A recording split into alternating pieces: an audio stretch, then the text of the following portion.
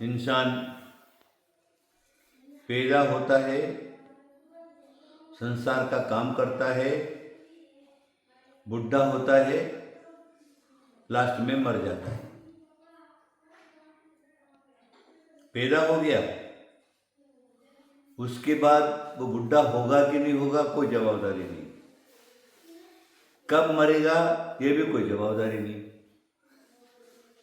कोई पेट में ही मर जाता है, कोई बाहर निकलते निकलते मर जाता है, कोई पैदा होने के बाद 2-4 महीने में मर जाता है, कोई साल 6 महीने में मर जाता है। और अच्छी तरह से रहा तो फिर वो 10, 20, 25 वर्ष 30 वर्ष रहता है और उसके बीच में भी मर सकता है। उसके बाद शादी हो गई, पत्नी के अधीन हो गया, उसके बाद बाल बच्चे पैदा हो गए, बालक पढ़ने वाला बच्चा,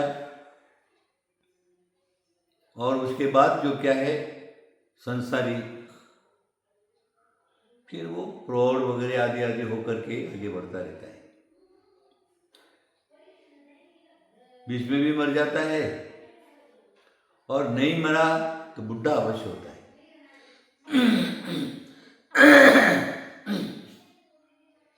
60 वर्ष के बाद इंसान बुढ़े होने लगता है।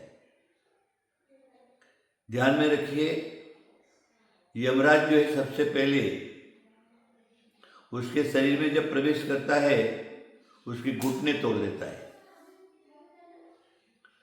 फिर कुछ वर्ष निकल के उसकी कमर तोड़ देता है, कमर तक चला जाता है, फिर पेट में घुसता तो पाचन शक्ति बिगड़ जाती है,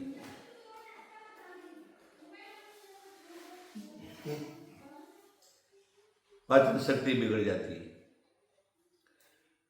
उसके बाद अनेक प्रकार के रोग उसके अंदर हो जाते हैं, और बुढ़ा की तरफ गया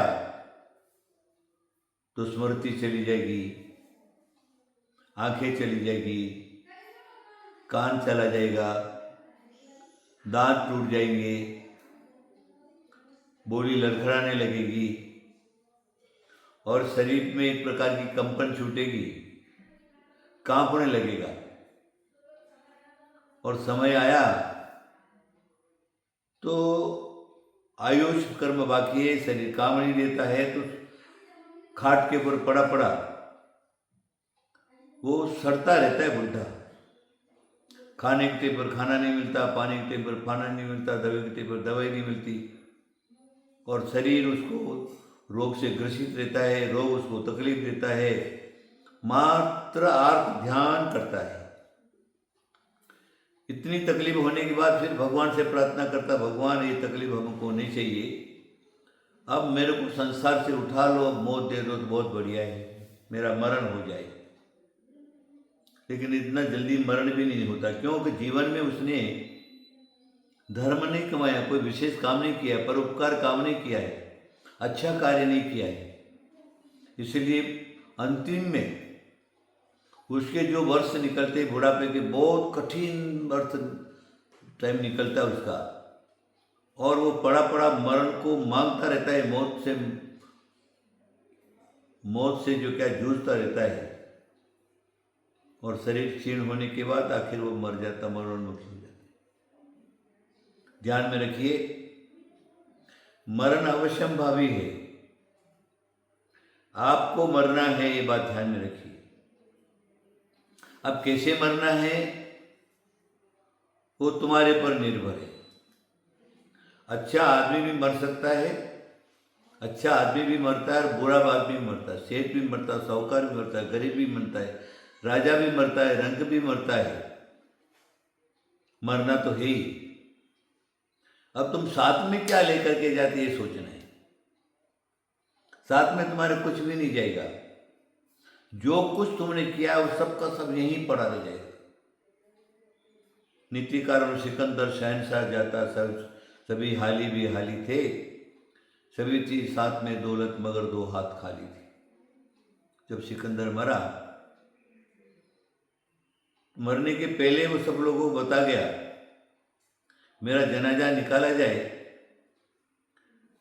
तो सारा शरीर मेरे को कफन से ढक देना, लेकिन दोनों हाथ बाहर खाली रखना। बोले वो क्यों? अरे मैंने राज्य पाकर के, राज के लिए भारत में आकर के लुटेरा बन करके खूब लूटा, खूब किया,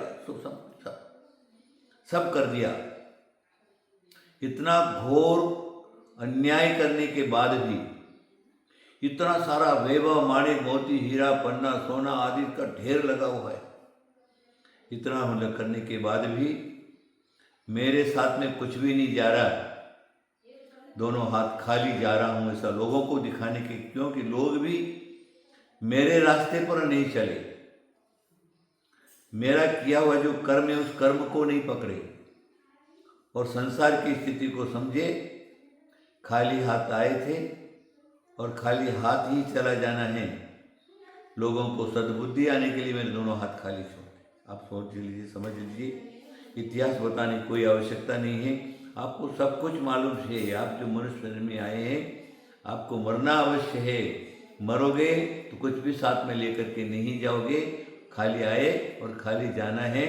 इसलिए मनुष्य पर्याय पाने के बाद कुछ भी अन्याय, अनीति, पाप, दुष्पाप, घोर पाप, दूसरे को सताना, ये सब जो क्या है, हिंसा करना है, झूठ बोलना है, चोरी करना है, परस्त्री सेवन करना है, परिग्रह ज़्यादा इकट्ठा करना है, पांचों प्रकार के पाप जो हैं वो मनुष्य पर्याय में आने की बात नहीं करना है। धर्म के मार्ग पर चलना है, ईश्वर की पूजा अर्चना और नाम जप अनुष्ठान करना है, और अंतिम में तुम्हारा मनुष्य जन्म मिला है, बन सके तो दूसरे की सेवा करना है। यही आप कल्याण का रास्ता है। मेरा आशीर्वाद, आशीर्वाद, आशीर्वाद।